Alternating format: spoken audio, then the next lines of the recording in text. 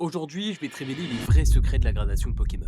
On va voir ensemble quelles sont les meilleures sociétés, quelles cartes valent réellement le coup d'être envoyées et surtout quelles erreurs peuvent te faire perdre énormément de temps et d'argent. Alors prends un petit truc à boire, à manger, installe-toi confortablement, parce qu'après cette vidéo, tu ne verras plus jamais la gradation de la même manière. Parce que c'est vrai, la gradation Pokémon, c'est un sujet dont on parle énormément. Et pour être honnête, c'est tout à fait normal, c'est probablement l'un des piliers les plus importants du marché aujourd'hui. Et c'est vrai qu'à l'époque où j'ai repris Pokémon, j'avais quand même une vraie frustration parce que je trouvais ça mal expliqué, flou, parfois même contradictoire. Et du coup, j'ai essayé un petit peu à ma manière de vous transmettre tout ce que je comprenais. Alors aujourd'hui, j'ai décidé de vous faire une petite vidéo un petit peu plus complète, pas juste une simple explication, mais un vrai guide basé sur mon expérience, mes erreurs et tout ce que j'ai appris au fil des années. En tout cas, aujourd'hui, la gradation, c'est vraiment plus un simple outil pour collectionner, c'est devenu une véritable industrie. C'est un marché colossal qui génère des centaines de millions, voire même plusieurs milliards. Et pour te donner une ordre de grandeur, le leader mondial, un PSA, a gradé environ 20 millions de cartes en 2025, c'est-à-dire une croissance de 26% en seulement un an. Mais le chiffre le plus impressionnant est quand même ailleurs. Sur ces 20 millions de cartes, plus de la moitié proviennent des TCG, exactement 11,5 millions, avec une explosion de plus 85% par rapport à 2024. Alors aujourd'hui c'est vrai, les cartes à collectionner dépassent même les cartes de sport, alors que c'était pourtant le cœur historique de PSA. Et d'ailleurs, si tu veux suivre les données en temps réel, je te conseille d'aller voir le compte GemRate sur Instagram qui publie quotidiennement les chiffres des sociétés de gradation américaines.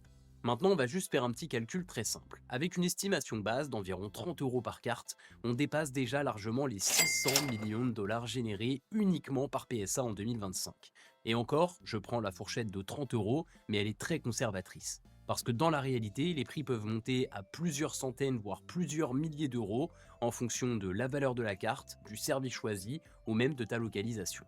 Et ça, c'est même sans prendre en compte toutes les sociétés de gradation qui existent, aussi bien françaises que toutes les autres sociétés américaines. Donc oui, aujourd'hui la gradation Pokémon dépasse largement le milliard de dollars, et ce qui explique aussi l'engouement envers ces industries. Et si la gradation fonctionne aussi bien aujourd'hui, c'est vraiment pas un hasard, parce qu'elle repose sur deux piliers extrêmement simples. Elle authentifie la carte et surtout elle augmente sa valeur. Et c'est là où tout devient extrêmement intéressant.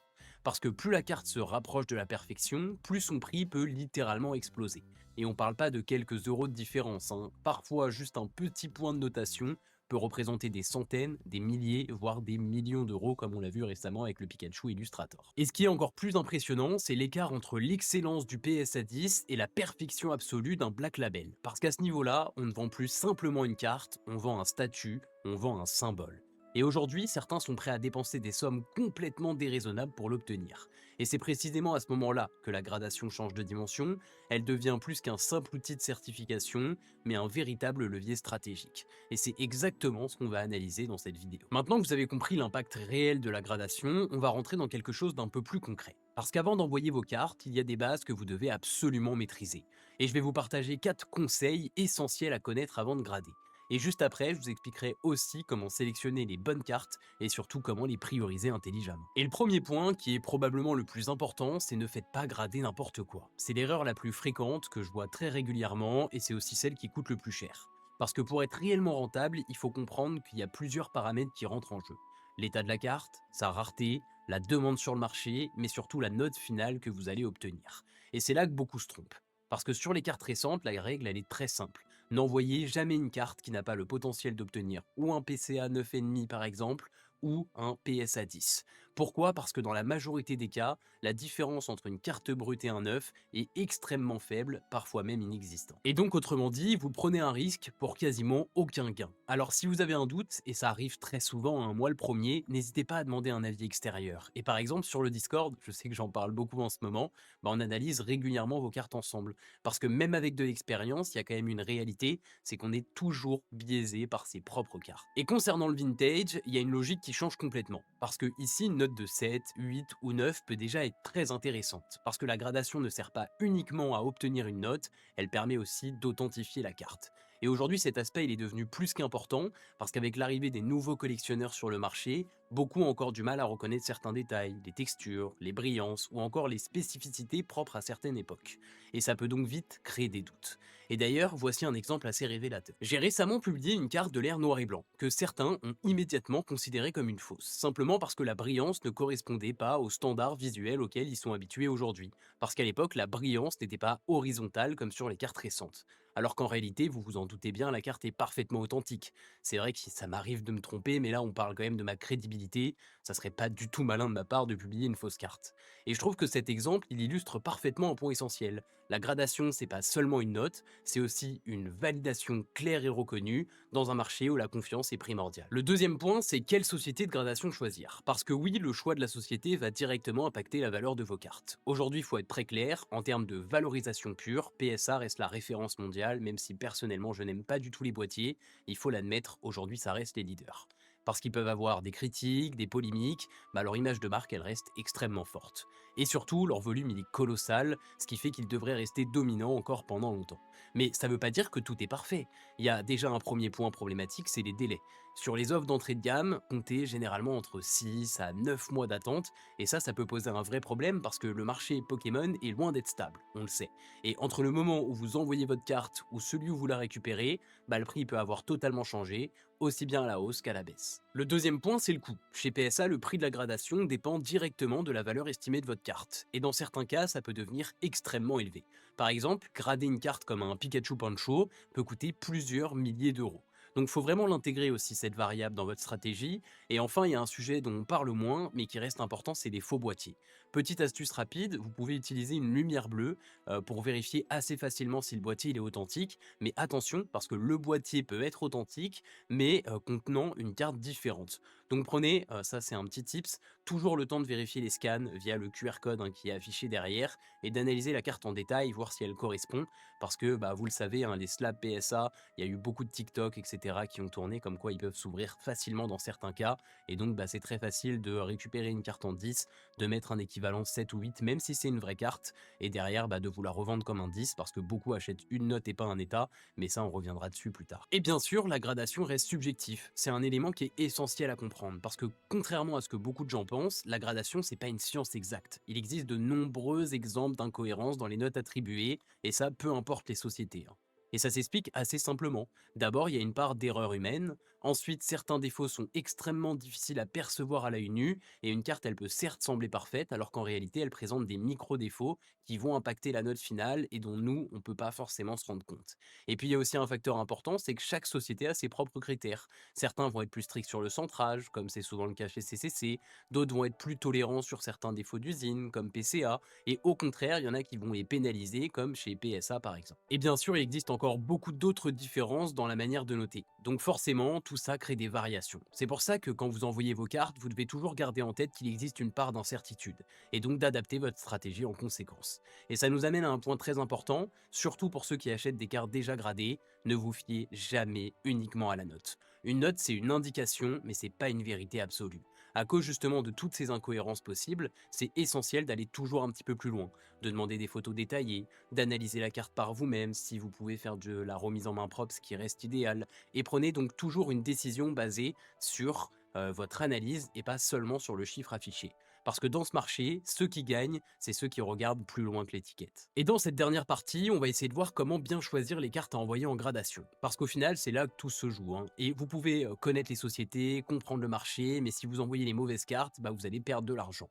Et le premier réflexe à avoir, c'est d'analyser les dernières ventes. Avant d'envoyer une carte, vous devez systématiquement regarder le marché. Donc concrètement, ça veut dire que vous allez regarder le prix de la carte brute, puis la comparer avec celle gradée, dans la société bien sûr que vous ciblez. Et ça doit être un guide pour votre décision. Parce que si par exemple la différence entre une carte brute et une carte notée 9.5 dans une société française est de seulement quelques euros, alors l'intérêt va être très limité.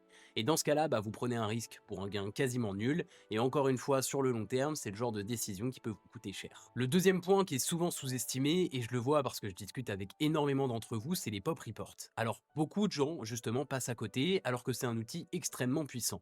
Maintenant, attention, il y a une grosse part de subjectivité. Faut bien comprendre que la majorité des cartes existantes ne sont tout simplement jamais envoyées à la gradation, donc c'est très difficile à quantifier. Mais ça reste quand même un super indicateur. Parce qu'il y a des outils comme GemTracker, notamment pour les cartes françaises, qui permettent de regrouper toutes les données de PSA, PCA et encore CCC.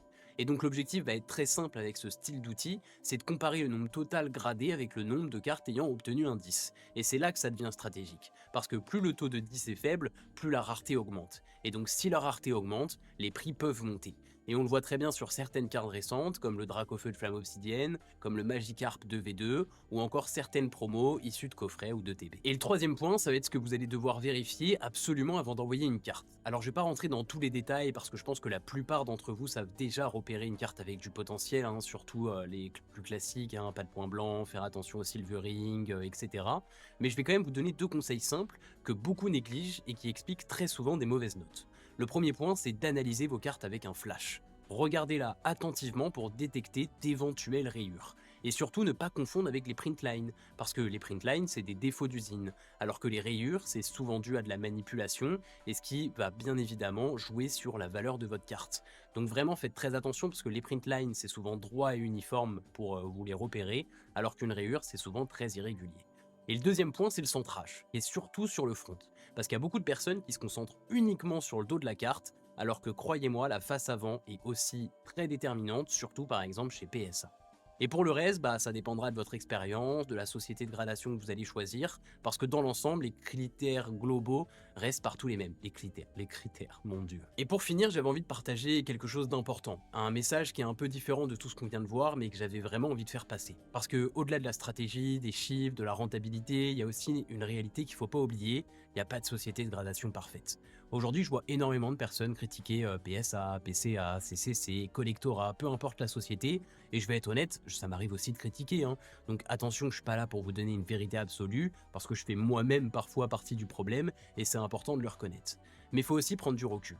Parce qu'au final, on a quand même de la chance d'avoir ces sociétés. Faut bien comprendre que le métier de gradeur, c'est un métier de passion. Il n'y a pas de formation officielle pour ça, c'est uniquement leur expérience qui parle. Et ce sont des personnes qui analysent des milliers de cartes tous les jours, dans des conditions qui peuvent être fatigantes, répétitives et parfois même sous pression. Alors oui, il y a des erreurs. Parfois même des grosses incohérences, on ne va pas non plus se le cacher. Et oui, il y a aussi des polémiques autour de la gradation. Et on l'a vu récemment avec PSA au Japon, avec des accusations de pots de vin pour influencer certaines notes. Et c'est très probablement l'une des dérives parmi tellement d'autres, mais malheureusement, on n'a pas de preuves concrètes, donc ça restera de la spéculation. Et puis il y a plein d'autres problématiques qu'on pourrait soulever, les contrôles de population, les systèmes autour des gold et des black labels, qui peuvent parfois influencer certaines dynamiques, mais malgré tout ça, le système y tient. Et surtout, il apporte quand même une structure au marché.